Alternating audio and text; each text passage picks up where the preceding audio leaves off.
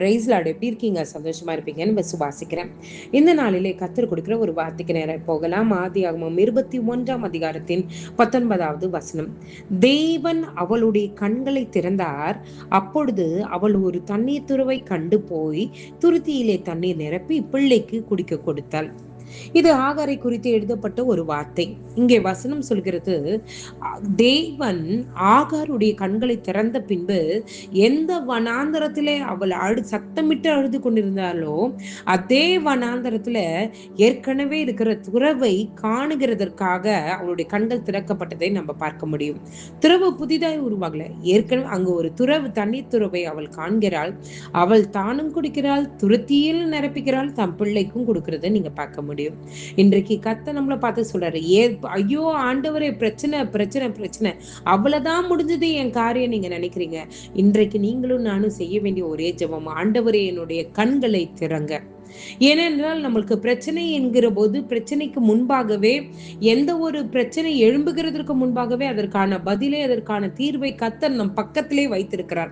நமக்கு அது புலனாகாமல் நம்ம என்ன பண்ணி கொண்டிருக்கிறோம்? ஆண்டவரை பார்த்து முறுமுறுத்து கொண்டிருக்கிறோம். இன்றைக்கு கர்த்தர் அழகாய் சொல்கிறார், ஆகாரின் கண்களை திறந்த பின்பு அவள் ஒரு துறவை கண்டாள். தன்னுடைய துருத்திகளை நிரப்பி தன்னுடைய மகனுக்கு குடிக்க கொடுத்து அவனை ஜீவனோடு அவள் திரும்ப பெற்றுக்கொண்டதை நீங்க பார்க்க முடியும். இன்றைக்கு கர்த்தரிடத்துல நாமும் கேட்கலாமா? எந்த வனாந்தரத்துல நீங்க உட்கார்ந்து அழுது கொண்டிருக்கீங்க? எந்த காரியத்துல உங்களுக்கு ஆண்டவருடைய உதவியை நாடி உட்கார்ந்து இருக்கீங்களோ எனக்கு தெரியாது. இன்று இரவு கர்த்தர் உங்களுக்கு வாக்கு கொடுக்கிறார்.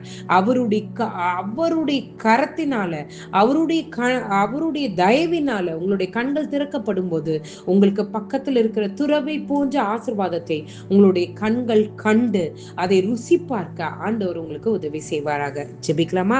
எங்களை நேசிக்கிற நல்ல பரமபிதாவே, அப்பா, எங்களுக்கு ஆவிக்குரிய கண்களை திறங்கப்பா.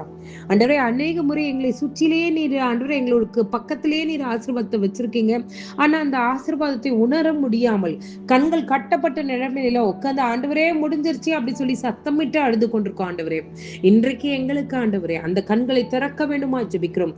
எங்கள் பக்கத்துல இருக்க துறவை ஆண்டவரே, எப்படி ஆபிரகாம் ஆண்டவரே ஏறெடுத்து பார்க்கும்போது ஆண்டவரே, அவன் கத்தி ஓங்குகிற வரைக்கும் அவன் பக்கத்துல இருக்கிற ஆட்டுக்குட்டியை அவனை அறியாமல் இருந்தான். ஆண்டவரே, அந்த ஓங்கும் போது நீர் உன்னுடைய சத்தத்தை கேட்கும் போது பக்கத்திலே ஆண்டவரே சிக்கி கொண்டிருந்த ஒரு குட்டியை அவன் காணுகிறது நாங்க பார்க்கிறோம்.